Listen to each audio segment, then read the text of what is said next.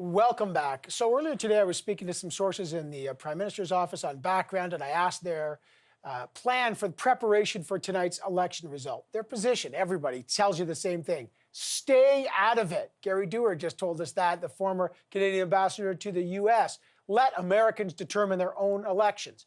This is not a surprise strategy. After all, the government may have to work with either side depending on the outcome. Here's what Justin Trudeau said today.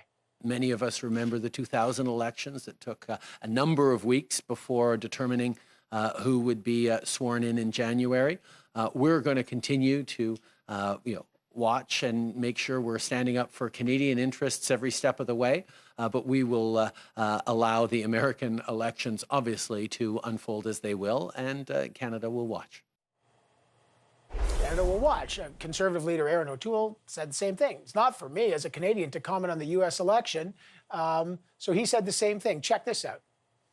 This is a vote for Americans, not Canadians. I'm a proud Canadian. I'm watching and will watch the results tonight.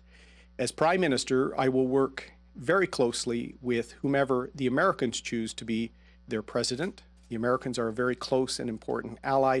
It's important for the Prime Minister to find common ground and in the best interests of our citizens and to try to work together on issues. I will do that regardless of who the president is.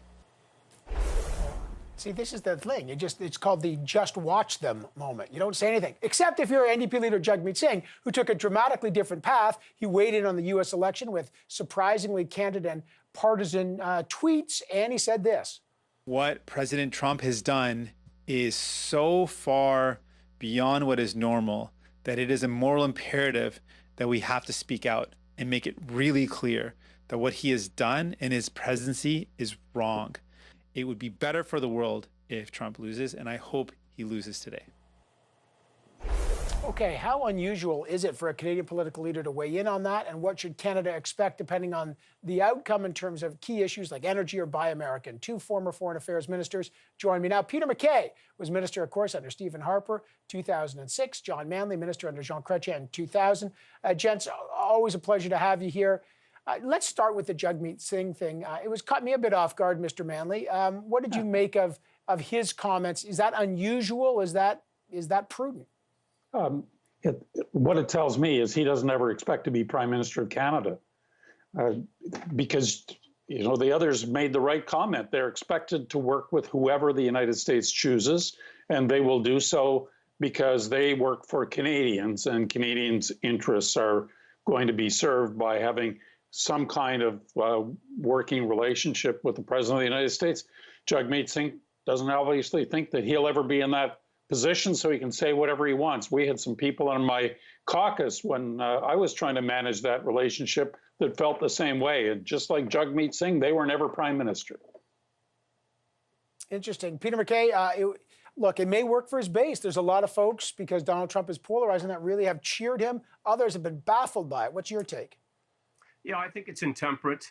And were Donald Trump to be reelected, it doesn't help in the overall scheme of things. And political leaders, even if they're not prime minister, have to be careful, especially when they're leaders, wading into the debate and and demonstrating a bias for the leader of another country. I don't think that is in Canada's interest. And as John said, I think that this leader that he's not ready for office, and that maybe he is trying to hang on to a base or somehow demonstrate that he's relevant. But I think that was unnecessary and not something in Canadians' interest. Interesting. Okay, let's switch over to the impact on Canada. I'll go back to you, John Manley. Look, on some things, Buy American or the Keystone Energy, there's very different views between Trump and Biden. Some benefit Canada, some don't. In the Biden wins scenario, because we know Donald Trump, he's a known entity. It's been 4 years of renegotiating NAFTA and tariffs. So we kind of have a better understanding of that. So let me drill down in case Biden wins. What could that mean for Canada, John Manley? Well, I think we've seen that movie before. So in some ways, it's not all easy for Canada, because you're right, Buy American doesn't go away. It's reinforced. Some of the attitudes that Democrats historically have had have been more difficult on the trade file. than has been the case with some Republicans. Now, I don't necessarily put Donald Trump in that category. He's been as difficult as anybody. But I do think that some return to normalcy in terms of relationships with NATO, the G7, international organizations like the WHO, the WTO, part of that vast global architecture of arrangements, of organizations, much of which were crafted by the United States, would be returning to some kind of normalcy in a Biden presidency, something we haven't seen under Donald Trump. Mr. MacKay, what about you? I mean, how does Justin Trudeau, if it's a Biden presidency, I mean, they got to get through the pandemic, and this might not be the first thing, but Joe Biden has vowed to rip up the presidential approval for the Keystone XL pipeline. He's very open about that. How does the Trudeau government respond to that? Because they have supported this pipeline. Correct. And I think it is very bad news for the Canadian energy sector, not just Keystone, but Trans Mountain and other proposals that don't align with Joe Biden's green plan, greening of America. Now, that may be more closely aligned philosophically with the current Trudeau administration. But I also agree with John that on the trade files, traditionally, Democrats and Democratic administrations have been much more protectionist. I think Canadians feel a greater sense of comfort with Joe Biden, but I'm not convinced that this is necessarily a Biden win that is good news for the Canadian economy. It may also, what may be on the positive side is that Joe Biden, I think, will increase taxes in America, which will make our economies perhaps a little more aligned and make Canada more competitive in some sense in the North American market. And on China, it is another big issue where I think Donald Trump has certainly been much more forward-leaning, where Canada is clearly caught in the middle. But I think Canada has to be much more declaratory in terms of its alignment. That is, we have to choose America. I think we have to make a decision on Huawei. We're the only Five Eyes country that hasn't come forward and made a decision with respect to our 5G network. But, it's all straw in the wind at this point. We are going to see very soon, when polls do close across America, which way it's headed. I am concerned about the just uncertainty. We may not have a result tonight, Evan, and I think that's quite likely. And I think you're going to see numerous court challenges and perhaps a period of instability that will affect Canadian markets and bring further instability to a very volatile global setting right now. Yeah, John, man, just weigh in on that. I mean, a lot of people are expecting instability if there's a hanger situation. But also, that's interesting how Peter MacKay said, Canada, we got 2 Canadians in prison in China. Does a Joe Biden presidency realign Canada's relationship because Biden takes maybe a different stance to China, or does he continue the aggressive stance that Trump has taken? Well, what Biden has said is that he intends to work with allies to deal with the threat that China is presenting in many ways around the world. And that would be a welcome change from the unilateralism that Donald Trump has exhibited.